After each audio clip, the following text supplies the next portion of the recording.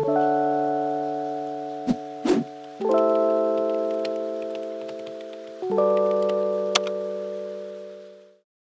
à tous, merci beaucoup pour ces débats, parce que je trouve que depuis ce matin, on a abordé une série de questions autour de cet objectif du zéro artificialisation nette, qui montre que il y a pas mal d'ambiguïté en fait derrière ce terme, et qu'en tout cas, il y a des sous-questions qui se posent qui méritent d'être mises sur la table.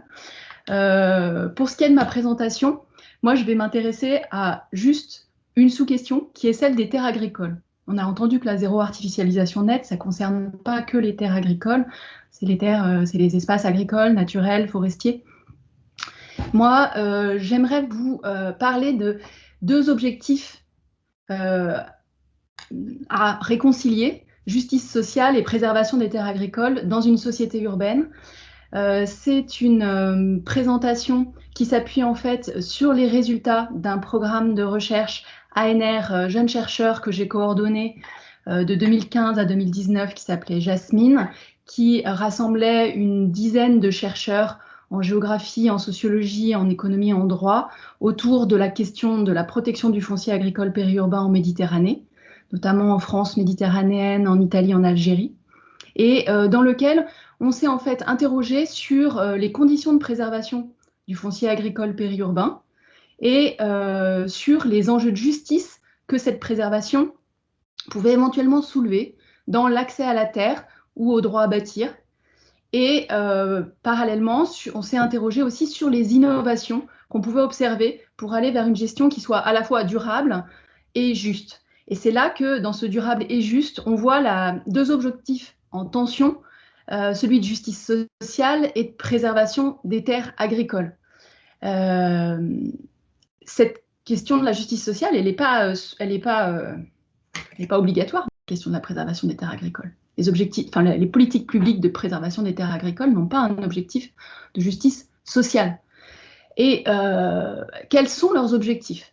Pourquoi préserver les terres agricoles autour des villes? En fait, pour moi, cette question du pourquoi, de la finalité, donc là je zoome, on n'est pas sur toute la ZAN, on est bien sur les terres agricoles en périurbain. Cette question des finalités, je crois qu'elle mérite vraiment d'être posée. Monsieur Hervé, ce matin, l'a bien fait. Et parce que cette question du pourquoi, elle entraîne immédiatement la question du pour qui. Qui va être bénéficiaire, qui va être lésé à partir du moment où on va adopter de nouvelles mesures de protection. Dans le cadre de ce programme de recherche, on avait conduit un état de l'art sur les politiques de préservation des terres agricoles autour des villes dans les pays développés, qui a très bien montré qu'en fait, les registres de justification de ces politiques de préservation du foncier agricole périurbain sont très divers selon les cas. Ensuite, ils sont changeants dans le temps. Pour un même cas, il peut y avoir des objectifs qui se succèdent et souvent, ils sont implicites. Ils ne sont pas toujours explicites. Si on développe un tout petit peu, pourquoi on devrait préserver les terres agricoles? Est-ce que c'est pour l'agriculture? Immédiatement, si on pose cette question, en vient une autre derrière. L'agriculture, ok, mais laquelle? On a entendu ce matin M. Hervé parler de potentiel agricole des terres, avec un enjeu de fertilité, de potentiel agronomique. Alors là, en France, tout de suite, on va penser à des zones qui vont être très productives, une culture, vont permettre de faire plus de blé à tel endroit qu'à tel d'autre, ou alors on peut penser à des terroirs, préserver des terroirs viticoles, pourquoi pas, ou alors on peut penser à préserver l'agriculture comme activité économique, et donc regarder les endroits où il y a des projets agricoles qui fonctionnent, etc. Et en fait, du coup, on voit qu'immédiatement s'ouvre un débat sur les terres à préserver en priorité. Si on pense que l'objectif de la préservation du foncier agricole périurbain, c'est l'alimentation, de la même manière, en fait, la question n'est pas réglée. Parce que est-ce qu'on parle de sécurité alimentaire juste? Mais même si on parle de sécurité alimentaire, à quelle échelle on pense? Est-ce que c'est une sécurité à l'échelle nationale, comme elle est un peu affichée en Suisse, par exemple, ou en Israël? Ou est-ce que c'est la sécurité alimentaire mondiale? Ou est-ce qu'on ne serait pas plutôt, parfois, dans les discours en tout cas, à une échelle beaucoup plus locale, où ce qu'on veut dire quand on parle d'agriculture nourricière, c'est en fait un approvisionnement alimentaire local, des circuits courts, etc. Et une relocalisation donc des approvisionnements à proximité de la ville. De la même manière, si on dit qu'on préserve les terres agricoles pour l'environnement, il me semble que si on parle empreinte carbone ou biodiversité, là encore, en fait, ce n'est pas du tout les mêmes conséquences sur les terres agricoles. Parce que, vous le savez, une friche peut être plus riche en biodiversité qu'une terre agricole cultivée sur laquelle le sol est à nu une partie de l'année, sur laquelle il y a des pesticides, etc. Et enfin, Eric a montré, il y a aussi des enjeux de préservation qui sont liés plutôt à la préservation du paysage, d'un cadre de vie non bâti, plutôt pour le bien-être des résidents, des habitants qui ne veulent pas voir l'étalement urbain se poursuivre au-delà de leur propre maison individuelle. Et donc là, on va avoir des démarches de patrimonialisation des terres agricoles, non pas pour préserver l'agriculture, mais bien pour préserver le cadre de vie, dans une démarche NIMBY. Du coup, quand on voit cet ensemble d'objectifs, derrière, en fait, il y a des coalitions d'intérêts hétérogènes pour ou contre l'artificialisation. Quand de nouvelles mesures sont prises sont décidées à l'échelle locale, on voit des jeux d'acteurs locaux impliquant agriculteurs, résidents, propriétaires fonciers, promoteurs, acteurs de l'environnement, avec des configurations qui vont être variables selon le type de projet, selon aussi qui va être impacté. Et on sait bien que l'agriculteur, il peut défendre la terre agricole via son syndicat éventuellement et la chambre d'agriculture, mais éventuellement être propriétaire foncier et parallèlement faire pression sur le maire pour essayer de faire passer une de ses parcelles en terrain constructible. Donc il y a quand même ces doubles jeux. Et comme en France, contrairement à la Wallonie, si j'ai bien compris, il n'y a pas de compensation quand des terres sont déclassées dans les plans d'urbanisme. Si une terre urbanisable passe en espace, en zone agricole ou naturelle non constructible, il n'y a pas de compensation, à moins qu'il y ait déjà eu un accord pour un permis de construire. Du coup, comme il n'y a pas de compensation financière, il y a bien sûr des ressentiments à l'égard de la planification sur la délimitation des zonages et des conflits. Du coup, nous, dans le projet Mine, il nous a semblé important de reconnaître en fait ces enjeux de justice sociale, ces répercussions sociales liées aux mesures de préservation du foncier agricole périurbain. Parce que l'hypothèse qu'on fait, c'est qu'en fait, le manque de reconnaissance de ces enjeux de justice qui sont sous-jacents est un obstacle à l'efficacité même des mesures de protection. Ça renvoie, c'est pas une question nouvelle, ça renvoie à des travaux anciens sur l'équité sociale dans les plans d'urbanisme des années 70-80, mais au démarrage du projet, il y avait des cadres théoriques disponibles plus récents qui nous semblaient intéressants pour analyser la justice en géographie, que ce soit les travaux sur la justice spatiale ou la justice environnementale. Et puis, depuis, il y a, je crois, une nouvelle actualité de cette question suite aux Gilets jaunes. Et en écho, moi, je ferais appel aux travaux d'Éloi Laurent sur la transition juste, pour lequel il dit, en fait, la transition écologique, si elle n'est pas juste, elle ne marchera pas, tout simplement. Donc, l'objectif qu'on s'était donné dans ce projet, enfin, un des objectifs était d'expliciter ces enjeux de justice que la protection du foncier agricole soulève.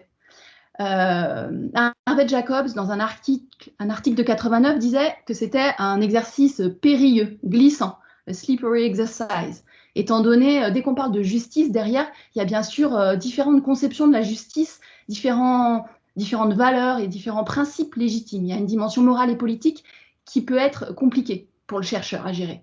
Nous, on a choisi d'analyser la mise en œuvre de dispositifs dans leur contexte local, pas le design des politiques publiques comme l'avait fait Jacobs. Et c'est ça que je vais vous présenter. Donc, on a analysé les trajectoires d'innovation foncière depuis leur élaboration jusqu'à leur mise en œuvre avec des méthodes qualitatives de géographie, sociologie, analyse documentaire, observation des négociations, entretien, et qui a conduit à notamment un article sur les enjeux de justice qui propose un cadre analytique que je vais vous présenter, qui vient de paraître dans le Journal of Rural Studies, et puis un ouvrage qui vient de paraître aux éditions Carder, qui présente une série de cas d'innovation foncière. Donc c'est un aperçu de ces résultats que je vais faire là en 2 temps. Et si vous voulez en savoir plus, je vous renvoie à ces 2 publications. Donc d'abord, quelques résultats sur les innovations foncières. Pourquoi on parle d'innovation foncière autour du foncier agricole périurbain? Parce qu'en fait, il me semble qu'il y a des enjeux qui se cumulent autour des villes sur ces terres agricoles. Bien sûr, il y a l'enjeu de préserver les terres face à l'artificialisation. C'est cela dont on parle depuis ce matin. Mais ce qui me semble, c'est que sur les terres agricoles, ça ne s'arrête pas là. Et qu'une fois qu'on a préservé éventuellement les terres efficacement contre l'urbanisation, par exemple avec des zonages qui sanctuarisent ces terres-là, qui les rendent complètement inconstructibles, etc., la question n'est pas résolue pour autant. Parce qu'on voit qu'il y a des friches agricoles qui se développent sur ces terres pourtant protégées de l'urbanisation, qu'il y a aussi des usages non agricoles de ces terres agricoles, que certains propriétaires préfèrent garder leurs terres plutôt que de les donner en bail ou les vendre, qu'il y a des conflits d'usage. Ensuite, ce n'est pas parce que les terres ne sont pas urbanisables qu'elles sont accessibles pour une diversité d'agriculteurs.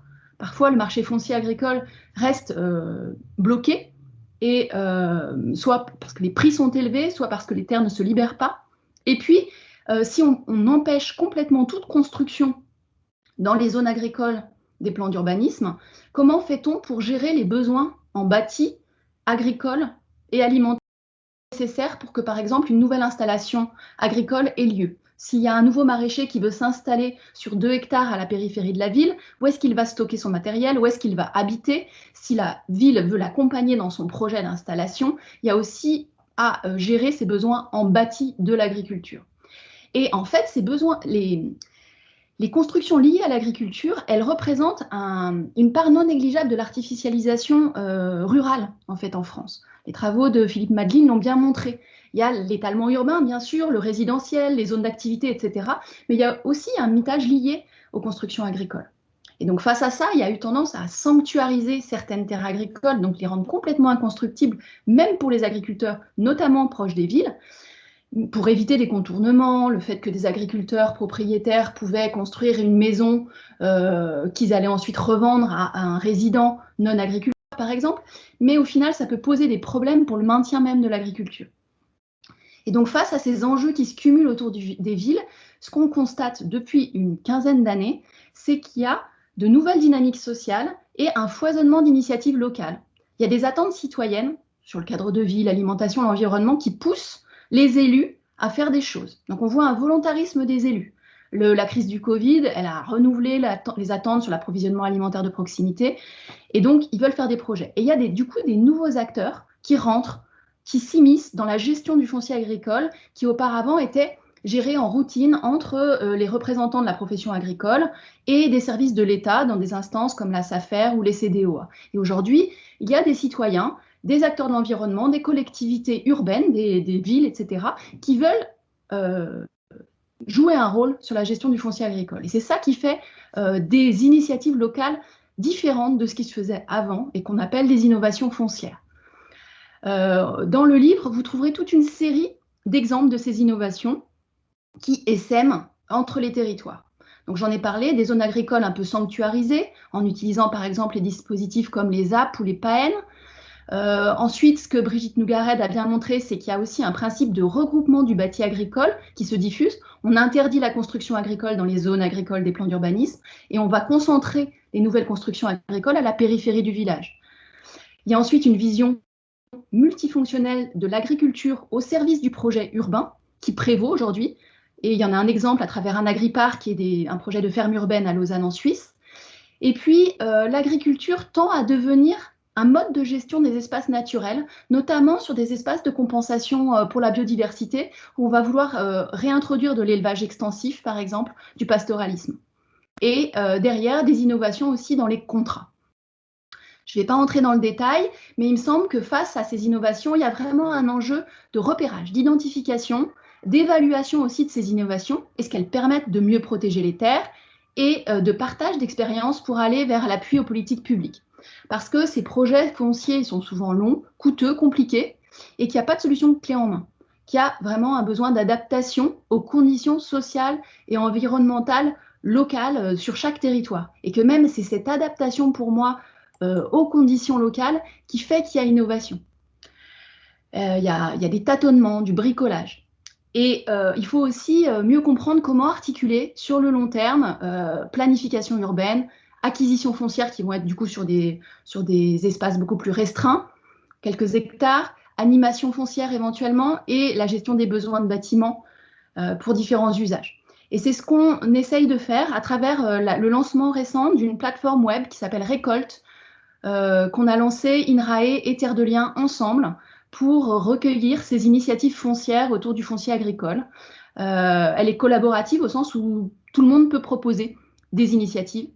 Elle a un objectif de capitalisation d'expériences locales, d'essaimage, et il y a aussi derrière un objectif de recherche pour comparer les initiatives, les évaluer, pour identifier les freins et les leviers pour l'action publique grâce à l'élaboration d'une ontologie.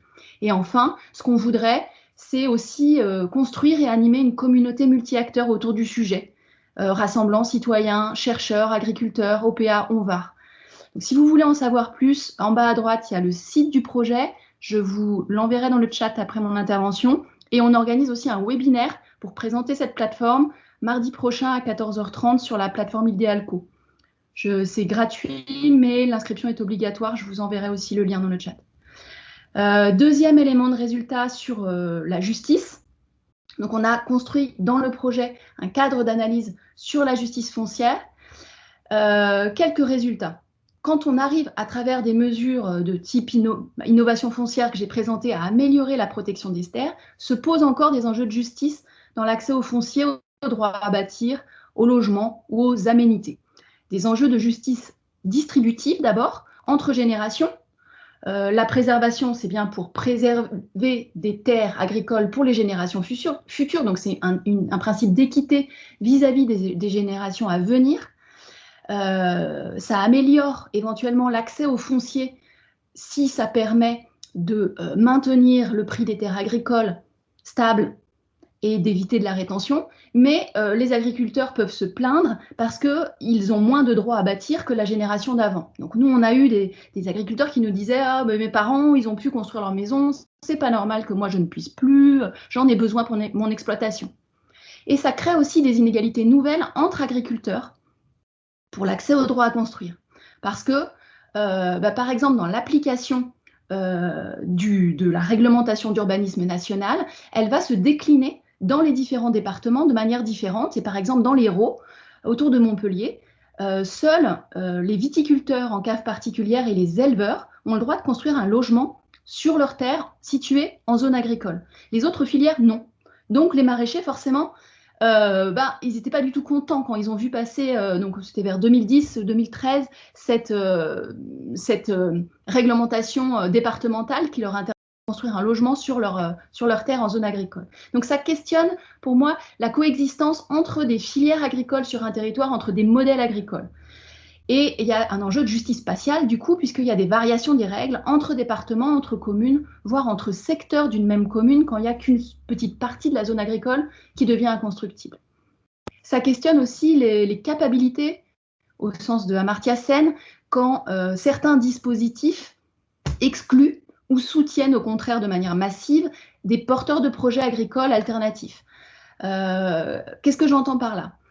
Brigitte Nougaret, quand elle a analysé un cas de hameau agricole à la périphérie d'un village près de Montpellier, où donc il y avait interdiction de construire dans toute la zone agricole et en compensation, un lotissement agricole était créé à la périphérie du village pour les agriculteurs du village. Et du coup, tout de suite, ça empêche un porteur de projet agricole qui voudrait s'installer sur ce village-là d'accéder à ce lotissement, puisque ce lotissement, il est accessible qu'aux agriculteurs du village. Donc ça, c'est un dispositif qui exclut. Et ce qu'on voit au contraire, c'est que d'autres dispositifs vont soutenir. Par exemple, Adrien Baesléné a montré que les villes, quand elles allouent des terres publiques à des agriculteurs, elles vont avoir tendance à privilégier des maraîchers bio en circuit court, parce que ça leur semble très cohérent avec leur objectif d'approvisionnement en local, etc. Deuxième série de résultats, ces mesures, elles ont aussi des enjeux de justice procédurale et de reconnaissance. D'abord, elles ont des objectifs qui sont souvent peu clairs et instables. Je vous l'ai dit, les raisons de justification de ces politiques, elles varient et souvent, ils sont, par exemple, sur le cas du hameau agricole là, dont je vous parlais, d'abord, l'objectif était paysager, éviter l'urbanisation des terres agricoles. Ensuite, il y a eu un deuxième objectif qui était économique, soutenir la filière viticole locale, parce qu'il y avait une crise de la viticulture au milieu des années 2000. Et puis ensuite, il y avait une priorité donnée aux jeunes viticulteurs pour accéder au logement parce qu'il fallait les aider à démarrer. Mais ces objectifs, ils ont varié dans le temps. Et ensuite, il n'y a pas forcément eu de cohérence entre les objectifs affichés, les arguments politiques derrière et les critères d'allocation. Pour accéder au hameau agricole, par exemple, il fallait avoir une exploitation agricole qui soit viable économiquement. Dès lors que vous mettez ce critère, ça empêche l'accès à des pluriactifs ou à certains porteurs de projets qui voudraient démarrer de manière progressive. Du coup, ce qu'on voit, c'est qu'il y a une participation dans l'élaboration des dispositifs qui est souvent partielle ou domine des filières agricoles majoritaires localement, avec un manque de reconnaissance des alternatives qui vont se retrouver marginalisées et des sentiments d'injustice qui sont rarement exprimés en amont. S'il n'y a pas de participation, d'ouverture du débat en amont, il y a peut-être moins de conflits ouverts en amont, mais il va y avoir des ressentiments derrière qui vont aussi empêcher éventuellement la bonne mise en œuvre du dispositif avec des contournements. Et du coup, comme les conceptions de la justice ne sont pas explicitées ni mises en débat, il nous semble que en fait, ça gêne l'efficacité même de ces dispositifs. Donc pour aider à mieux prendre en compte ça, on propose un cadre d'analyse mobilisables dans des projets. Il s'agit d'abord donc de regarder l'impact des politiques de protection de ces innovations sur les inégalités. Est-ce que ça renforce les inégalités sociales? En quoi ça modifie les valeurs foncières? L'accès, pour qui ça prive des droits sur le foncier? Dans l'accès au foncier, dans le droit à bâtir, dans les aménités, quels sont les groupes avantagés? Et ce n'est pas forcément les plus défavorisés. Quand je vous parlais de ce hameau agricole, dès lors qu'il a été décidé, d'autres résidents de la commune qui n'étaient pas agriculteurs ont dit « Mais attendez, nous, on a des conditions économiques qui sont bien pires que ces agriculteurs à qui vous donnez un droit privilégié d'accès à des parcelles constructibles. » Et du coup, le projet a évolué et il s'est ouvert à des zones qui seraient pour des non-agriculteurs. Et on peut aussi regarder en quoi le projet peut éventuellement renforcer la précarité des installations en agriculture. Deuxième élément à regarder, comment ces dispositifs sont influencés par des contextes. Le contexte institutionnel, économique, sociopolitique, culturel, mais aussi des conceptions de la propriété, du rôle de l'État et de la justice. Et c'est là qu'on va s'intéresser à la manière dont la politique est présentée, légitimée. Les objectifs sont-ils d'intérêt général? Quels sont les arguments pour choisir les terres à protéger et pour justifier des droits différenciés entre les groupes sociaux? Et enfin, dernier élément, quelles sont les perceptions des acteurs locaux? Quelles sont les inégalités qui sont perçues comme des injustices et en quoi ça influence le dispositif? Est-ce que ça fait évoluer les choses? Est-ce qu'elles sont exprimées dans les débats? Et est-ce que ça fait bouger le dispositif? En conclusion, on regarde la distribution, les procédures et la question de la reconnaissance. En conclusion, bon, ce que j'espère que je vous aurai montré, c'est qu'il y a un foisonnement d'innovation dans la gestion du foncier agricole périurbain, que c'est un mouvement de fond qui nécessite, je pense, l'attention des chercheurs, parce que si certes ces innovations permettent de mieux préserver l'artificialisation, elles ne sont pas forcément justes. Et que je pense, avec Éloi Laurent, qu'on pourra aller beaucoup plus loin dans la préservation si les dispositifs sont justes. Parce que la justice, en fait, c'est un levier très fort d'action. Et que si on reconnaît ces enjeux de justice en amont, ça va être un moteur du changement qui est très bien compris et vécu par les citoyens dans leur quotidien. Et donc, en fait, en amont du dispositif, il me semble essentiel de discuter des clés de répartition, des critères d'équité, des objectifs pour qu'il y ait des arbitrages qui soient faits en amont et qui soient décidés de manière partagée. Je vous remercie.